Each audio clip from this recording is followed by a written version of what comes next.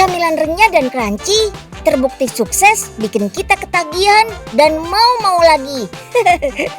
Makanya pastiin pilih camilan renyah yang sehat dong. Seperti cookies dari buah dan sayuran ini. Buah yang dipakai adalah buah naga. Buah ini kaya akan protein, vitamin, dan juga serat. Jadi cocok untuk menjaga kekebalan tubuh dan melancarkan pencernaan. Ini dia nih rahasia kerenyahan cookiesnya. Pastikan kocok putih telur sampai mengembang ya. Biar rasanya nendang, jangan lupa tambahkan keju parmesan dan potongan buah naga pastinya. Ada juga yang pakai sayur bayam. Saat mencetak, ketebalannya cukup 2 mili saja ya. Semakin tipis, bakal semakin crunchy deh. Camilan ini terinspirasi dari almond tuile, cookies almond tipis khas Prancis yang sering dipakai untuk menghias makanan penutup. Kata siapa kalau makanan sehat itu pasti pahit dan gak enak? Unyil mau kasih bocoran asupan sehat lainnya. Wajib nonton sampai habis nih, berangkat! Si Unyil, yuk kita kemon!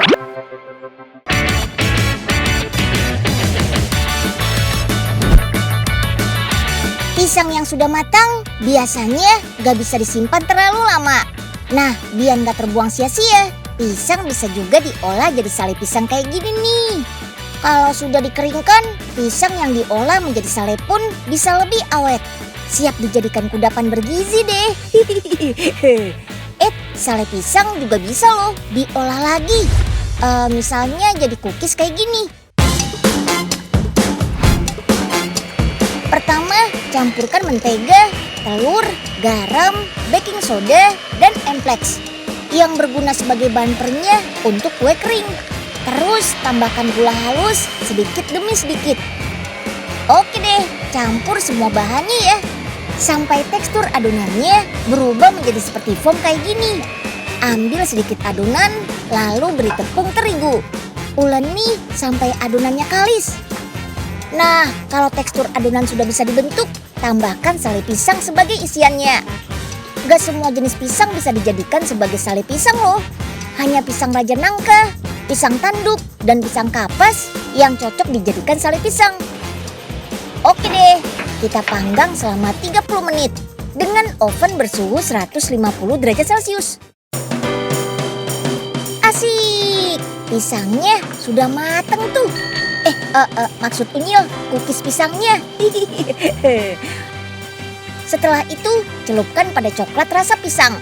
Lalu diamkan sampai coklat mengering.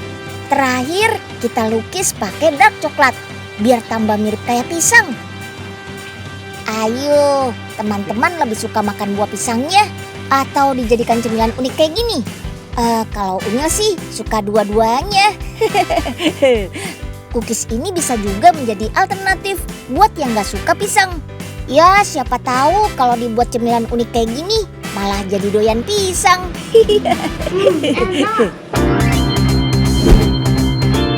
Bunga dahlia yang cantik-cantik ini ternyata bisa dijadiin kue dan pempek loh. Tapi bukan bunganya ya, umbinya. Agar mudah diolah jadi tepung, umbi dahlia harus diserut kecil-kecil. Terus diberi garam untuk menghilangkan getahnya. Umbi dahlia mengandung serat baik untuk pencernaan. Juga inulin yang bisa mengobati penyakit gula darah alias diabetes. Kalau untuk adonan kue, tepung umbi dahlia ini berfungsi sebagai perenyah alami. Bebas bahan kimia, dijamin deh sehatnya. Kalau sudah jadi tepung gini, mengolahnya sama saja kok kayak tepung lainnya. Tinggal disesuaikan saja sama resep yang mau dibikin. Wah, kalau camilan sehat wujudnya begini, siapa coba yang bisa nolak? Pecinta makanan baladunan gurih, yuk makin merapat. Nih, Unyil punya dendeng sehat dari batang talas nih. Panjang, tipis, dan berserat. Mirip banget deh sama dendeng daging sapi. Dendeng ini hanya bisa dibuat dari batang talas air, sebab batangnya tidak memiliki terlalu banyak getah. Nah, saat mengolahnya, Perendaman dengan air garam tetap dibutuhkan ya, biar kristal-kristal oksalat yang menyebabkan gatal di lidah bisa dilepaskan oleh air garam. Untuk membuat dendeng, hanya bagian serat batang talas saja yang bakal dipakai. Untuk rasa, tambahkan aneka bumbu rempah dan irisan hati ayam. Dendeng batang talas ini sangat bagus loh untuk anak-anak karena kaya akan protein, lemak, karbohidrat, kalsium, fosfor, dan berbagai kandungan gizi lainnya yang sangat baik untuk tubuh. Selain itu juga kaya akan serat yang berguna untuk melancarkan pencernaan. Nah, kalau kacang yang satu ini pasti sudah nggak asing nih. Yap, kacang kedelai. Bahan baku utama tahu dan tempe kesukaan kita. Tapi kali ini mau Unyil bikin jadi ikan asin nabati nih. Dibuatnya pakai serat kedelai. Tuh, adonannya sedang dicetak dengan lembaran nori. Selain memberi rasa asin alami, nori juga memberi aroma mirip ikan laut. Setelah dicetak, ikan asin nabati dikukus selama 10 menit. Kemudian siap dipotong dan di-packing deh. Selain ikan asin nabati, ada juga nih rendang nabati. Dibuatnya dari jamur sih, tapi teksturnya daging banget. Ini dia jamur-jamur yang akan disulap jadi daging rendang. Kita pakai jenis jamur shiitake ya. Bagian jamur yang dipakai hanya bagian batang atau kaki jamurnya. Soalnya bagian ini memiliki tekstur berserat seperti daging. Setelah disortir, jamurnya kita cuci deh, biar bersih dari kotoran dan debu. Kalau sudah, jamur-jamurnya tinggal dimasukkan ke mesin untuk dipipikan. Tujuannya biar serat jamur terbuka. Sebelum masuk ke proses selanjutnya, jamur-jamur ini harus kita rendam selama 3 hari 3 malam. Proses perendaman ini bertujuan untuk menghilangkan bau jamurnya. Selain itu, setelah direndam, tekstur jamur akan menjadi lebih kenyal.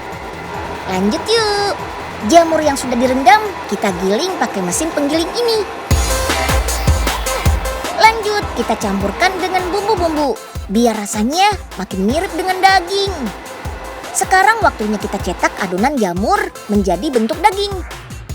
Selanjutnya daging nabati ini akan kita kukus selama 10 menit dengan suhu 95 derajat Celcius. Nah, biar tekstur daging nabati terasa renyah. Setelah dikukus, daging nabati kita goreng dengan api panas selama beberapa menit.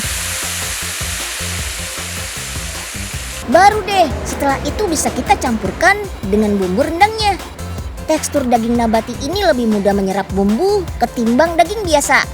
Jadi nggak perlu terlalu lama masaknya. Cukup 45 menit saja sampai bumbu rendang mengental. Karena sudah matang, penyajian rendang nabati ini cukup kita hangatkan saja. Kalau ikan asinnya harus kita masak dulu ya. Kali ini Unyil mau masak ikan asin bumbu balado. Jamur shiitake sendiri memiliki kandungan asam oksalat dan senyawa penting lain yang bisa digunakan tubuh untuk melawan bakteri dan virus yang masuk. Sedangkan ikan asin dari kacang kedelai punya kandungan serat yang bagus buat pencernaan. Kalau dari penelitian yang Unyil baca sih, anak-anak yang banyak mengkonsumsi protein nabati memiliki resiko lebih rendah mengalami kelebihan berat badan atau obesitas. Kita kemon! Ada banyak cara menikmati buah-buahan. Salah satunya lewat kudapan asal Jepang ini, mochi. Warna-warni kulit dan aromanya berasal dari buah-buahan loh. Ada jeruk, pandan, blackberry, strawberry. Terus ada juga rasa kekinian seperti red velvet, green tea, mocha, dan kopi. Ini dia bahan bakunya. Yap, beras ketan. Rendam dengan air mengalir. Biarkan semalaman ya. Kita nggak perlu nunggu kok. Soalnya sudah ada ketan yang sudah siap dimasukkan ke mesin penggiling nih. Penggilingan cukup sekali saja. Setelah keluar langsung jadi tepung ketan seperti ini. Supaya lebih halus, kita saring terlebih dahulu. Dalam sekali penggilingan, rumah produksi ini bisa mengolah 100 kg beras ketan loh. Campurkan tepung ketan dengan tepung sagu. kasih air sedikit. Dan uleni sampai adonan menyatu jadi lebih padat. Adonan mochi ini harus kita rebus dulu sampai matang, kurang lebih selama 2 jam. Sip deh, sekarang kita ke proses pemasakan yuk. Bahan pewarna alaminya kita blender dulu ya.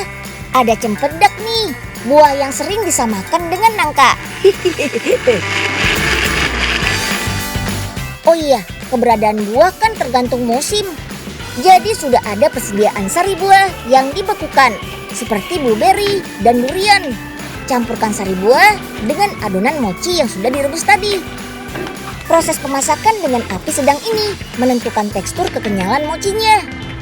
Ada 8-10 kg adonan yang diolah per rasanya. Ayo, aduk terus biar nggak gosong dan menempel di wajan.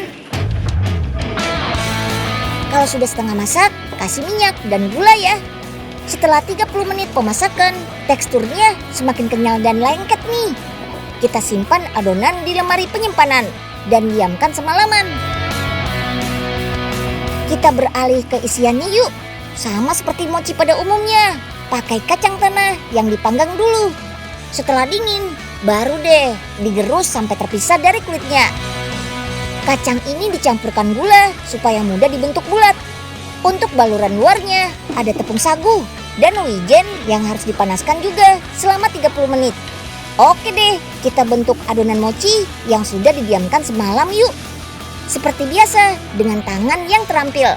Pipihkan dulu bentuk jadi mangkuk, terus kasih isian kacang. Bentuk adonan sampai menutupi isian. Terakhir, baluri tepung atau wijen. Wih, kali ini Unyil mau buktiin nih kalau Unyil gak cuma bisa makan aja, tapi bisa bikin mochinya juga. Tinggal diputar-putar biar bulat kan. Nih. Loh. Ya, bukannya jadi bulat. Kok malah gak bisa dilepas dari tangan Unyil sih nih. Aduh, gawat nih. Karena gak pakai pengawet, ketahanan tekstur mochi hanya sekitar 1 minggu saja dengan penyimpanan di suhu ruangan. Korean garlic bread yang sempat jadi tren kali ini punya tampilan yang berbeda dari biasanya.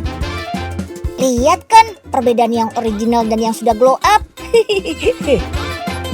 Garlic bread yang warna hijau bukan rasa green tea ya, tapi berasal dari bahan pangan masa depan yang kaya protein dan antioksidan. Apalagi kalau bukan spirulina. Spirulina adalah mikroalga, organisme bersel satu yang sudah dikonsumsi selama berabad-abad. Kalau mau melihat wujudnya harus pakai mikroskop. Tapi secara kasat mata, spirulina yang sudah dipanen wujudnya mirip busa gini loh. Ini nih yang bakal diproses hingga menjadi bubuk spirulina yang bisa menjadi campuran pangan. Seperti untuk membuat kudapan kekinian asal Korea gini. Satukan tepung terigu, gula, bubuk spirulina, ragi, 1 butir telur, dan susu. Mixing sampai setengah kalis. Terus masukkan menteganya. Mixing lagi sampai merata, sekitar 10 menit. Dengan dosis sedikit, berbagai nutrisi bisa kita dapatkan dari si alga biru hijau ini. Proteinnya 55-70%. Lebih banyak dari daging ayam, sapi, dan kedelai. Wih. Oke deh, sudah kalis nih. Bentuk adonan jadi bulat. Susun di loyang dan beri jarak ya, supaya nggak menempel ketika roti mengembang saat proses proofing. Kita tutup dengan kain, biarkan maksimal 1 jam. Sambil menunggu, kita buat cream cheese-nya dulu yuk. Masak keju parut, susu cair, dan mentega. Panaskan dengan api kecil saja. Setengah masak, masukkan gula. Terus biarkan sampai mengental, sekitar 10 menit. Gak cuma dilengkapi sama cream cheese saja. Untuk baluran kedua, kita buat honey garlic sauce. Masak cincangan bawang putih dengan mentega. Ketika aroma bawangnya sudah matang, tambahkan menteganya lagi. Panaskan sampai mencair. Gak perlu lama-lama. Setelah itu, dinginkan terlebih dahulu. Baru deh kita tambahkan kental manis, madu, dan bubuk perseli. Terakhir, tambahkan 1 butir telur. Aduk-aduk sampai merata. Kata pepatah nih, sambil menyelam minum air. Adonan rotinya sudah mengembang. Itu artinya siap kita panggang. Setelah 15 menit, rotinya sudah matang deh. Wih, rotinya sudah matang nih. Pasti perlu tester. Tinggal cobain ah. Aduh. Ya ampun, mau ngambil roti, dapatnya tepung.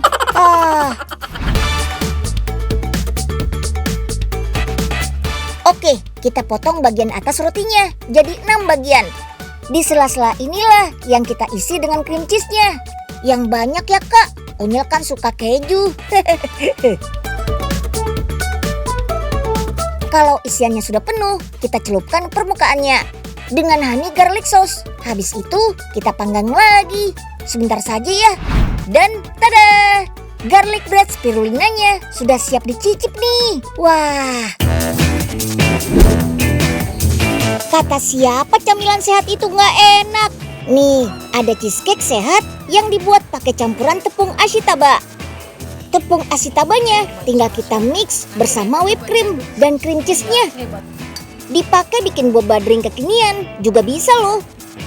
Tepung ashitaba yang sudah dilarutkan tinggal dicampur saja pakai susu. Yummy! Ashitaba atau seledri Jepang memang belum begitu akrab sama orang Indonesia. Padahal tanaman ini merupakan rahasia panjang umurnya orang Jepang loh. Karena mengandung antioksidan tinggi yang bermanfaat untuk booster imun dan melawan penyakit. Ashitaba juga memiliki kandungan antibakteri, anti kanker, anti tumor, dan bikin awet muda. Mantap! Hanya ashitaba yang tidak terlalu muda dan tidak terlalu tua yang bisa diproses jadi tepung. Agar warna tepungnya tetap hijau, proses pengukusan gak boleh di skip nih. Selain untuk membunuh bakteri dan melunakkan batang serta daun pastinya. Ashitaba juga dipercaya jadi ramuan panjang umurnya para samurai loh. Karena tanaman ini ampuh untuk menyembuhkan luka dan mencegah infeksi. Tepung ashitaba sekilas sih memang mirip dengan green tea. Mulai dari warna hingga aromanya.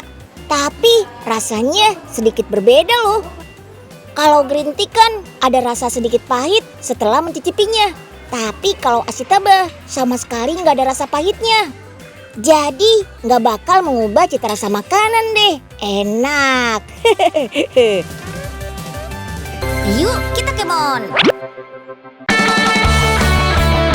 Bapia isi tuna pedas. Ada dong. Untuk membuat isiannya, file ikan tuna kukus akan dimasak bersama keluarga bawang dan cabai. Nah, biar pedasnya nampol, bumbu sambalnya nggak kaleng-kaleng nih.